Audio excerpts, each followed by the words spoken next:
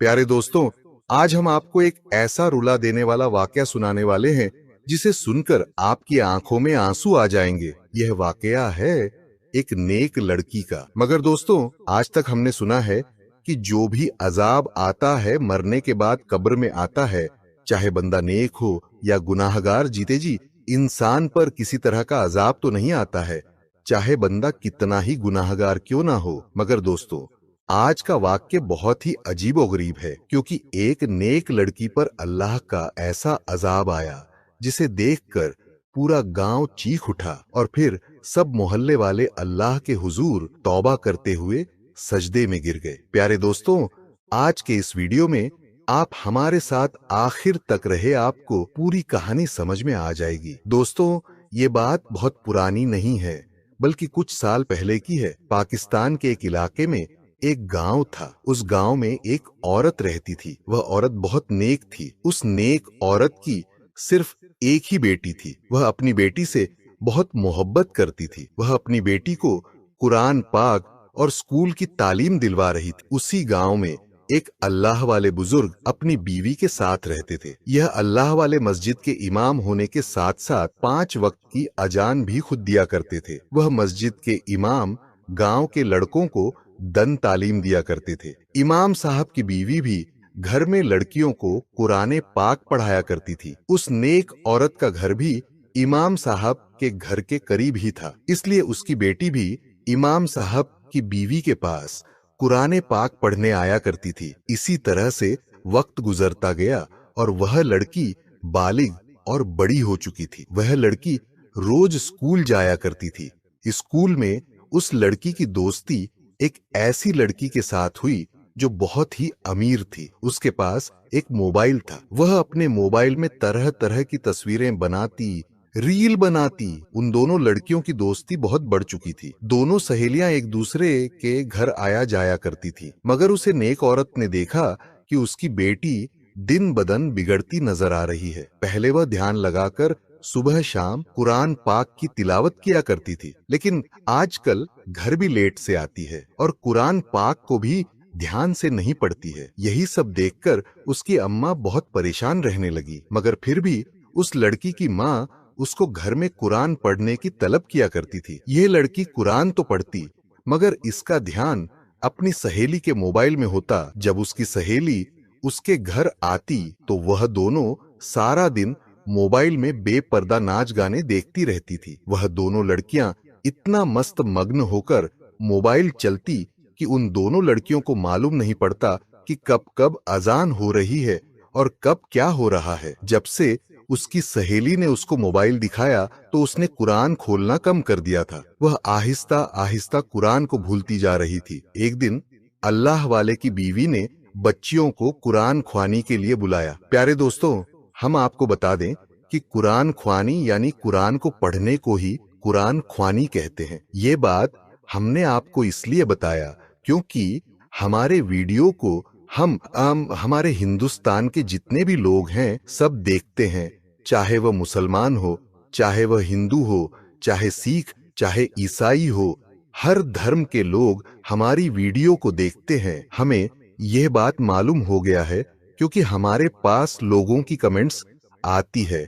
इसीलिए हम कोशिश करते हैं कि आपको कहानी में हर एक बात अच्छे तरीके से समझा पाए। तो चलिए कहानी में आगे बढ़ते हैं। क्योंकि उस गांव का नियम था, अगर कोई बच्चा मुकम्मल कुरान हिफ्ज कर लेता है तो सभी बच्चों को कुरान ख्वानी के लिए दावत दी जाती है। इसलिए गांव की सभी लड़कियों को कुरान ख्वानी के लिए बुलाया गया। इस लड़की की माँ ने अपने बेटी से बोला कि बेटा जाओ, आप भी चली जाओ।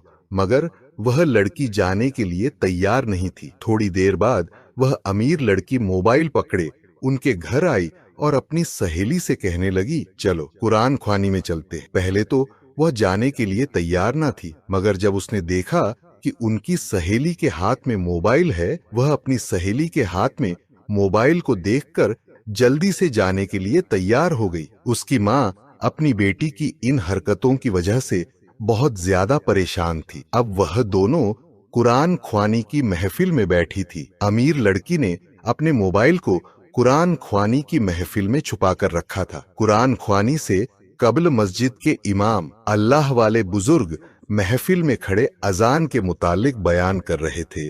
उनके बयान को सब बच्चे बड़े गौर से सुन रहे थे, मगर यह दोनों आपस में बातें कर रही थी।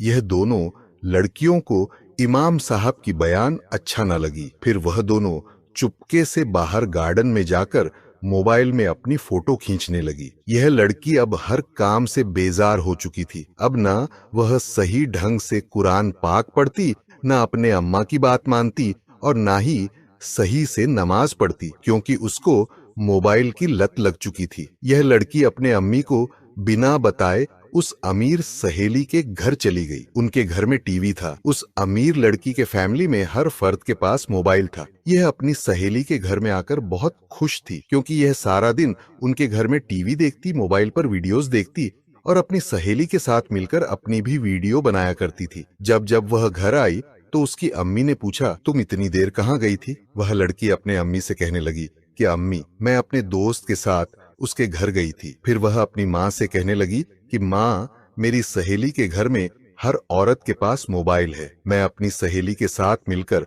आज काफी ज्यादा वीडियो बनाकर आई हूँ। और अपनी माँ से कहने लगी कि माँ, काश मेरे पास भी मोबाइल होता। उसकी माँ अपनी बेटी की हरकतों की वजह से काफी हैरान हुई और कहने लगी कि बेटी, क्या तुम कुरान ख्वानी पर नहीं गई थी? वह लड़की अपनी माँ से कहने लगी, माँ, कुरान ख्वानी के लिए तो मैं गई थी, मगर बयान नहीं सुन पाई। उस वक्त मुझे काफी नींद आ रही थी, इसलिए मेरी सहेली मुझे अपने घर ले गई। उसकी माँ यह सुनकर खामोश रह गई और अपने काम पर लग गई। फिर शाम का वक्त हो गया, मगरिब की अजान हुई तो उसकी माँ ने कहा, चलो बेटी, उठो, वजू करो, नमाज पढ़ लो। उसकी बेटी अपनी माँ को गुस्से से कहने लगी, कहा, मैं थक गई हूँ, कल पढ़ लूंगी। दूसरे दिन वह अपनी माँ के साथ घर के कामों में हाथ बंटा रही थी। तभी उसकी सहेली उनके घर में आई। वह सारे काम छोड़कर भागती हुई उसके पास आकर बैठ गई और मोबाइल पर मसरूफ हो गई। उसकी माँ उसे देखकर बहुत ज्यादा परेशान हुई, क्योंकि उसकी बेटी काफी बदल चुकी थी। वह अपनी माँ का कहना भी ठीक से नहीं मानती थी। अब वह उसकी बेटी से तंग आ चुकी थी। एक दिन उसकी माँ अपनी बेटी को लेकर उसी अल्लाह वाले की बीवी ने कहा कि बेटी, तुम घर जाकर दिन में 3 बार अजान पढ़ा करो, क्योंकि अनजान पढ़ने से अल्लाह ताला हर मुश्किल को आसान कर देता है। अल्लाह वाले की बीवी ने कहा, अब आप घर जाओ, 3 दिन बाद मेरे पास दोबारा आना। फिर माँ और बेटी अपने घर आ गई। अब उसकी बेटी घर में आते ही अपनी माँ से झगड़ा करने लगी कि आप मुझे सबके सामने क्यों जली करवाना चाहती हैं? आप तो बस यही चाहती हैं कि मैं हर वक्त अल्लाह अल्लाह करती रहूं, आपके इशारों पर नाचती रहूं। कभी मुझे भी खुश होने दिया करें। एक मेरी सहेली की माँ है, उन्होंने कभी अपनी बेटी को कुछ नहीं कहा, चाहे वह कुछ भी करे। और एक आप है जो हर वक्त रोक टोक करती रहती है। अपनी माँ के सामने हाथ जोड़कर कहने लगी, मैं रात को अजान पढ़कर सोऊंगी। इस जाने के बाद अल्लाह वाले के घर सारी बच्चियां जमा हुईं। अल्लाह वाले की बीवी ने हर बच्ची को 3 दिन तक सूरह यासीन पढ़ने के लिए दिए, ताकि हर बच्ची अपने घर में रोजाना कुरान पाक की तिलावत करती रहे। अब गांव की सारी बच्चियां अपने घरों में रोजाना कुरान पाक की तिलावत करती है। लड़की और उसकी सहेली भी अपने अपने घर में कुरान पाक की तिलावत तो करती, मगर दिल से न करती। उसकी तिलावत करने से उसकी माँ बहुत खुश थी, क्योंकि उसकी माँ चाहती थी कि मेरी बेटी कुरान पढ़े, नमाज पढ़े, दुनियावी कामों में दिलचस्पी ना रखे। उसकी इकलौती बेटी थी। एक दिन ऐसे ही वह कुरान पाक की तिलावत कर रही थी और उसकी माँ मिट्टी का एक चूल्हा बना रही थी। अभी उसने एक पारा भी मुकम्मल नहीं किया था। इतने में उसकी सहेली दौड़ती हुई मोबाइल लेकर आई। उसकी सहेली तो पहले ही बिगड़ी हुई थी। उसकी माँ ने अपनी बेटी को बहुत समझाया कि बेटी, अगर किसी को सहेली बनाना है तो किसी नेक को सहेली बनाना, जिसके पास मोबाइल ना हो उसको सहेली बनाना, और ना ही बेपर्दा लड़की को सहेली बनाना। इस तरह की लड़कियां दूसरों को भी खराब कर देती हैं। अगर रोज किसी पत्थर को तराशा जाए तो वह भी टूट जाता है। उसकी माँ ने अपनी बेटी को समझाने की हर मुमकिन कोशिश की कि बेटी अगर किसी को सहेली को बनाना है तो कोई नेक सहेली बनाओ जो तुम्हें कुरान और हदीस की बातें बताए। मगर उस लड़की ने अपनी माँ की एक ना सुनी। वह दौड़ती हुई आई और कहने लगी कि पहले जल्दी से मेरी बात सुन और इस कुरान पाक को बंद कर। पहले मुझे थोड़ा सा पानी पिला दो। धूप में दौड़ती हुई आई हूँ, मुझे सांस चढ़ चुका है। वह तरह तरह की बातें करने लगी तो उस लड़की का कुरान पाक पढ़ना बंद हो चुका था। अब उसकी माँ अपनी बेटी को देखने लगी कि आखिर कौन आ गया है जिसने इसका कुरान पाक पढ़ना बंद कर दिया। अब उस लड़की की तिलावत बंद हो चुकी थी, उसने कुरान बंद कर दिया। उसने अपनी सहेली को पानी पिलाया और पूछने लगी कि अब बताओ क्या बात है। उसकी सहेली कहने लगी, आज मैं कुछ नया दिखाने के लिए आई हूँ। मैं अपने घर पर बैठी मोबाइल पर टिकटॉक देख रही थी। दो लड़कियां आजकल टिकटॉक बनाकर बड़ी फेमस हो रही हैं। आज वह लाइव आकर वीडियो बना रही हैं। चलो हमारे घर में हम दोनों मिलकर इन लड़कियों को देखकर वीडियो बनाते हैं। वह लड़की कहने लगी कि अभी मैं कुरान पाक की तिलावत कर रही हूँ, मेरा आधा पारा अभी बाकी है। उसकी सहेली उससे कहने लगी कि तुम नहीं सुधरेगी, तुम तो बिल्कुल पागल हो, तुम्हें तो पता ही नहीं है दुनिया कहाँ पहुंच चुकी है। उसकी सहेली कहने लगी कि एक बार ठंडे दिमाग से सोचो, अगर इनकी वीडियो निकल गई तो वह दोबारा हम लाइव कैसे देखेंगे। अगर लाइव शो निकल गया तो तुम दोबारा कहाँ से देखोगे। कुरान पाक पढ़ रहे हैं, ये भाग थोड़ी जा रहा है, यह इधर ही रहेगा। जो बाकी रह गया है इसको बाद में पढ़ लेना। वह लड़की भी अपनी सहेली की बातों में आ चुकी थी और उसके साथ चलने के लिए तैयार हो चुकी थी। उसकी माँ इन दोनों की बातें सुन रही थी। जब वह लड़की अपनी सहेली के साथ जाने लगी तो उसकी माँ चूल्हा बनाती हुई छोड़कर मिट्टी के हाथ लिए भागती हुई आई,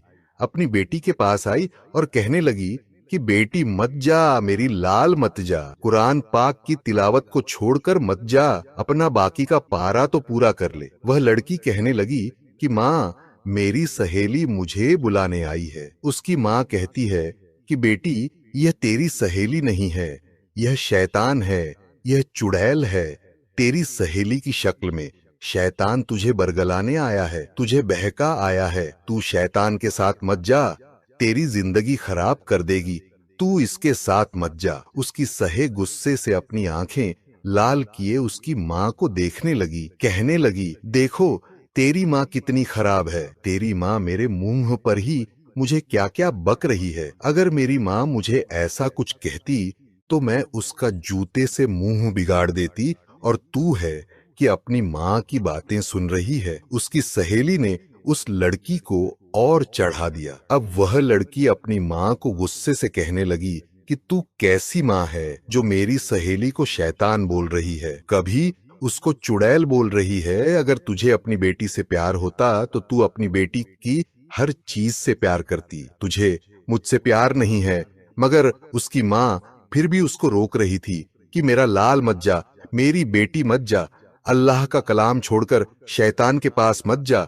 उसकी माँ हर मुमकिन कोशिश करती रही, अपनी बेटी को चीख चीख कर रोकती रही, मगर उस वक्त उस लड़की पर शैतान सवार हो चुका था। वह लड़की किसी की नहीं सुनती थी। वह अपनी सहेली के साथ चली गई। उसकी माँ मिट्टी वाले हाथों को धोकर वजू करके कुरान पाक को पकड़कर चूमती है, आईने से लगाती है और बंद करके ऊपर वहीं तख्त पर रख देती है। वह अपनी सहेली के घर जाकर मोबाइल पर टिकटॉक प्रोग्राम देखती है, वीडियो बनाती है, टीवी ड्रामा देखती है और पता नहीं क्या क्या देख कर आती है। जैसे ही वह घर आई तो उसने देखा कि कुरान पाक तू के ऊपर पड़ा हुआ है। वह सोचने लगी, क्यों ना जो मैं आधा पारा छोड़ गया था उसको पूरा करके रख देती हूँ। अब यह उसको नहीं मालूम था कि शैतानी काम करके आई हूँ और अल्लाह ताला को मुझसे नाराज होगा। वह बिना वजू किए कुरान पाक की तरफ बढ़ने लगी। कुरान पाक तख्त के ऊपर बंद पड़ा हुआ था। अब कुरान पाक को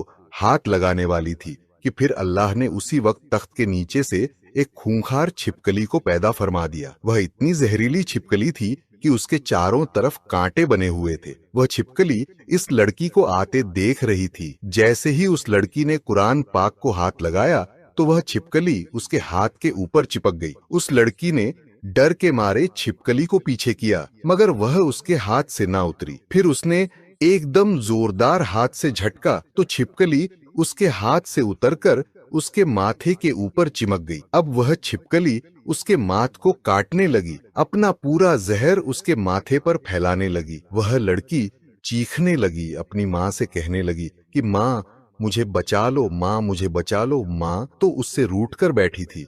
उसने दिल में अहद कर लिया था कि मैं अपनी बेटी को अब नहीं बात करूंगी, यह मेरी कोई बात नहीं मानती। इसकी माँ मुंह फेरे नाराज बैठी हुई थी। जिस माँ का उस लड़की ने दिल दुखाया था, अब उसी माँ को मदद के लिए पुकारने लगी। वह अपनी माँ को रोकर चीख कर पुकारने लगी तो उसकी माँ अपनी बेटी की चीख पुकार सुनकर दौड़ती हुई अपनी बेटी के पास आई। जब उसकी माँ ने अपनी बेटी को पुकारा था तो उसने एक ना सुनी, मगर बेटी ने अपनी माँ को चीख कर एक बार पुकारा तो वह तड़पती हुई भागती हुई अपनी बेटी के पास आई। माँ बोली, मेरी बेटी तुझे क्या हुआ? उसकी बेटी बोली, माँ यह छिपकली मुझे खा रही है, छिपकली मुझसे दूर कर दो। उसकी माँ दौड़ती हुई एक चिमटा लेकर आई। उस चिमटे के साथ छिपकली को दूर भगाने लगी और कहने लगी कि बेटी अभी तेरी माँ जिंदा है, मेरी बेटी तू परेशान ना हो।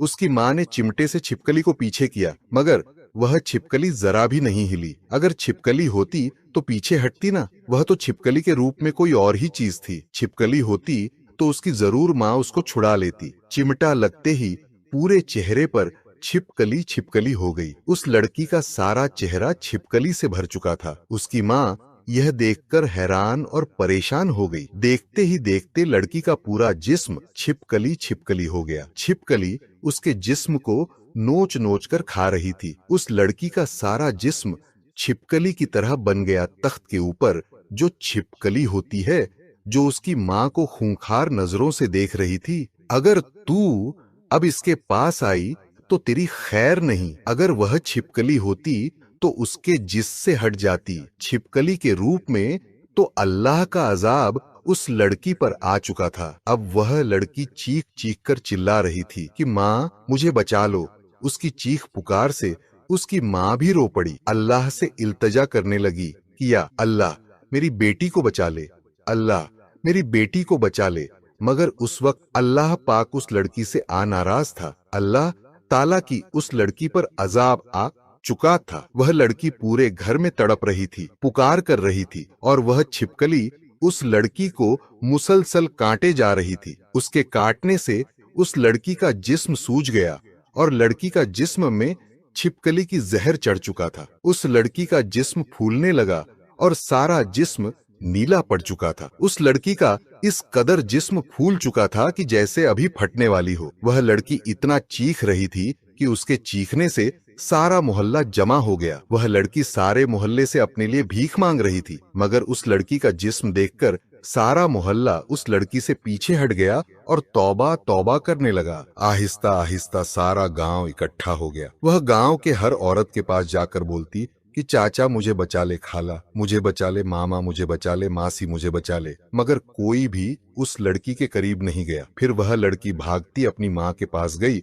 और जाकर कहने लगी कि माँ देखो, तेरी बेटी को कोई भी नहीं बचा रहा। गांव के सारे लोग उस लड़की के जिस्म पर छिपकली को देखकर तौबा तौबा करने लगे। कहने लगे कि या अल्लाह, यह क्या हो गया?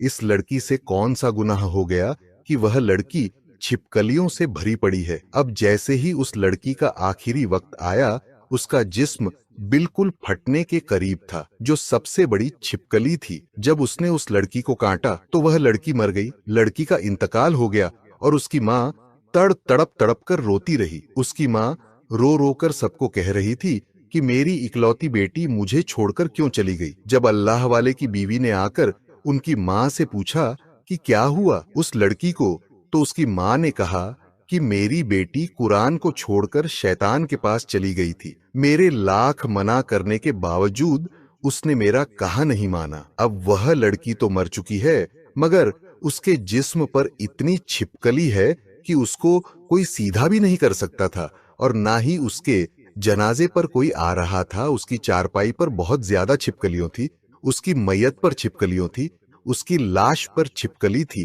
पूरे गांव में पूरे लोग इसको आगे बढ़कर हाथ नहीं लगा रहे थे। फिर इतने लोगों में से किसी के मोबाइल पर कॉल आई जब उस मोबाइल का गाना लगा तो गाना लगते ही वह छिपकली गायब हो गई। वह अल्लाह वाले और उसकी बीवी समझ गए थे, यह तो अल्लाह की तरफ से भेजा हुआ उस लड़की पर अजाब आया है। जब भी मोबाइल बजना बंद हुआ तो वह छिपकलियों फिर से आ गई। उस पर अल्लाह वाले बुजुर्ग ने कहा कि इस लड़की के पास टीवी लगाकर गाना चला दो ताकि लोग आसानी से इस मैयत को गुस्ल देकर जनाजे तक ले जा सके। वह अल्लाह वाले कहने लगे कि यह अल्लाह का अजाब है इस लड़की पर। एल अगर यह लड़की नेक होती तो इस पर कुरान पाक की तिलावत की जाती, अहदनामा पढ़ा जाता, सूरह यासीन पढ़ी जाती, मगर आज इस मैयत पर गाना चलाया जा रहा है। इस लड़की पर अल्लाह ने दुनिया में ही अजाब भेज दिया। जब उस लड़की को गुस्ल दिया गया तब भी गाना चलाया गया, जब उस लड़की को कफन पहनाया गया तब भी गाना चलाया गया, जब जनाजा पढ़ने लगे तो गाना बंद किया गया, तो उसी वक्त सारा जिस्म फिर से छिपकलियों से भर गया। फिर उसके पास गाना लगाया गया। उस गांव के सारे लोग उस लड़की पर थू थू करने लगे। उस लड़की को दफनाते वक्त कब्रिस्तान में भी गाना चलाया जा रहा था। जब उस लड़की को कब्र में उतारने लगे तब भी उसके पास गाना लगाया गया था और उस लड़की को टीवी के साथ ही दफन कर दिया गया। लोग उस लड़की को दफन करके वापस जाने लगे तो एक जोरदार उस लड़की की कब्र से धमाका हुआ। जब लोगों ने मुड़कर देखा तो टीवी के टुकड़े टुकड़े हो गए। फिर अल्लाह के हुक्म से कब्र दोबारा बंद हो गई। सारे लोग डरकर अपने घरों की तरफ चले गए। लोग अपने घरों में डर रहे थे, अल्लाह से तौबा तौबा कर रहे थे, अपने गुनाहों की माफी मांग रहे थे। अब रात हो जाती है तो सारे लोग अपने घरों में सो गए। अब उसकी माँ रात के वक्त अपनी बेटी को याद करते हुए रो रही थी। वह रोते रोते सो गई तो वह लड़की अपनी माँ की ख्वाब में आकर कहने लगी कि माँ मुझे कब्र से निकालो, मैं जिंदा हूँ माँ, और मुझे छिपकली ने काटा था, मैं जिंदा हूँ, मुझे कब्र के अंदर सांप बिच्छू काट रहे हैं, मेरी माँ कब्र के अंदर आग के शोले हैं, मुझे कब्र से निकालो, मैं जिंदा हूँ। बार बार वह यही अल्फाज दोहरा।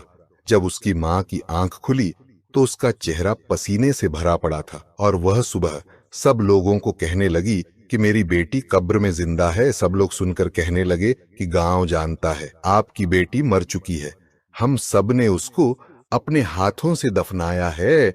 वह तुम्हारी एकलौती बेटी थी और तुम उससे बहुत ज्यादा प्यार करती थी, इसीलिए वह तुमको ख्वाब में आकर मिली है। दूसरे दिन अपनी सहेली के ख्वाब में आई और कहने लगी कि मेरी प्यारी सहेली, क्या तू मुझे छोड़ गई? मुझे कब्र में बिच्छू और सांप डस रहे हैं, खुदा के लिए मुझे इस कब्र से निकालो, मैं जिंदा हूँ। उसकी सहेली ने भी सुबह उठकर अपने घर वालों को बताया। उन्होंने इस बात का यकीन ना किया। अब वह लड़की उस गांव के अल्लाह वाले बुजुर्ग जो कि मस्जिद के इमाम थे, उनकी बीवी के ख्वाब में आकर कहने लगी कि मेरी कब्र खोलो, मैं कब्र में जिंदा हूँ। अब वह सारे गांव की औरतें और गांव के हर एक परत के ख्वाब में आकर एक ही लफ्ज बोल रही थी, मेरी कब्र खोलो, मैं कब्र के अंदर जिंदा हूँ। सारा गांव एक साथ जमा होकर इमाम मस्जिद के पास चला गया। उन अल्लाह वाले बुजुर्ग के पास जाकर कहने लगे कि 7 दिन से हम लोग सोए नहीं। वह लड़की रोज हमको ख्वाब में आकर एक ही लफ्ज बोल रही है, मेरी कब्र खोलो, मैं जिंदा हूँ। फिर इमाम साहब ने कहा कि चलो उस लड़की की कब्र को खोलते हैं, आखिर क्या माजरा है। सारा गांव जमा होकर इमाम साहब के साथ उस लड़की की कब्र पर चलता है।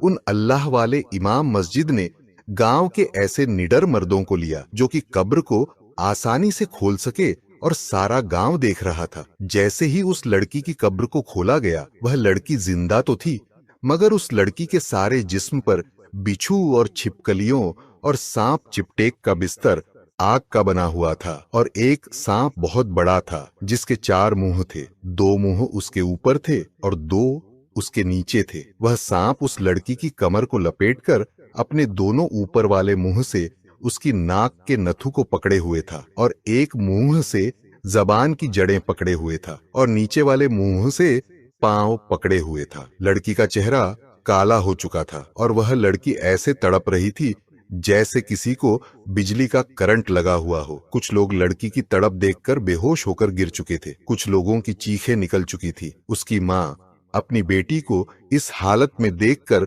तड़प तड़प कर रह गई और सिवाय आंसुओं के कुछ ना कर पाई। फिर उसको नबी पाक सल्लल्लाहु अलैहि वसल्लम का फरमान याद आया, अगर तूफान आए तो अजान पढ़ो, अगर बल्ला उतरे तो अजान पढ़ो, बारिश ज्यादा हो तो अजान पढ़ो, तकलीफ आए तो अजान पढ़ो, अगर कोई जिन्नात घर में हो तो भी अजान पढ़ो, और अगर किसी पर अल्लाह का अजाब नाजिल हो तो भी अजान पढ़ो। यह सब इमाम मस्जिद ने देखा तो उन्होंने सारे लोगों को एक तरफ जमा किया और खुद कब्र के सामने खड़े होकर दोनों हाथ कानों पर लगाए हुए ऊंची आवाज से अजान देने लगे। इमाम मस्जिद ऊंची आवाज से अजान पढ़ रहे थे, अल्लाहू अकबर अल्लाहू अकबर। जैसे जैसे अजान मुकम्मल हुई तो उसकी कब्र से अजाब उठ गया। यह सारा मंजर लोगों ने अपनी आंखों से देखा। हर कोई देखकर तौबा तौबा करने लगा। जैसे ही कब्र का अजाब खत्म हुआ तो मस्जिद के इमाम ने कहा कि इस कब्र को बंद कर दिया जाए, और उस कब्र को बंद कर दिया गया। अस्तगफिरुल्लाह। प्यारे दोस्तों, आपने देखा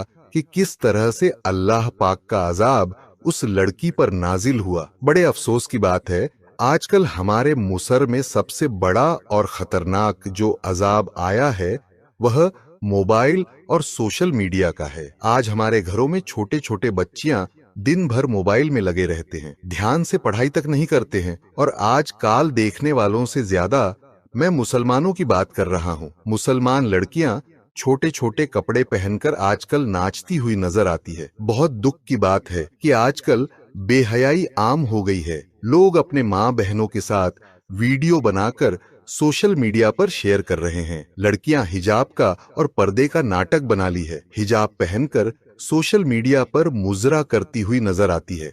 आप लोगों से मेरी गुजारिश है, जितने भी लोग हमारे वीडियो को देखते हैं, मुझे इस बात से खुशी होती है कि लोग हमारे वीडियो को इतना प्यार देते हैं कि अल्लाह पाक हमें दीन इस्लाम को सही से समझने की तौफीक अता फरमाए और नेक काम करने की तौफीक अता फरमाए। कुरान पाक को समझने और तिलावत करने की तौफीक अता फरमाए। हमारी माँ और बहनों को मुकम्मल पर्दा करने की तौफीक अता फरमाए। हमें पंजागाना नमाज अदा करने की तौफीक अता फरमाए। आमीन या रब्बुल आलमीन। आखिर में अल्लाह पाक से यही दुआ है कि अल्लाह पाक हमें ऐसे वाक़यात से सबक हासिल करने की तौफीक फरमाए। आमीन। इस वीडियो को एक लाइक भी जरूर कर दीजिएगा। मिलते हैं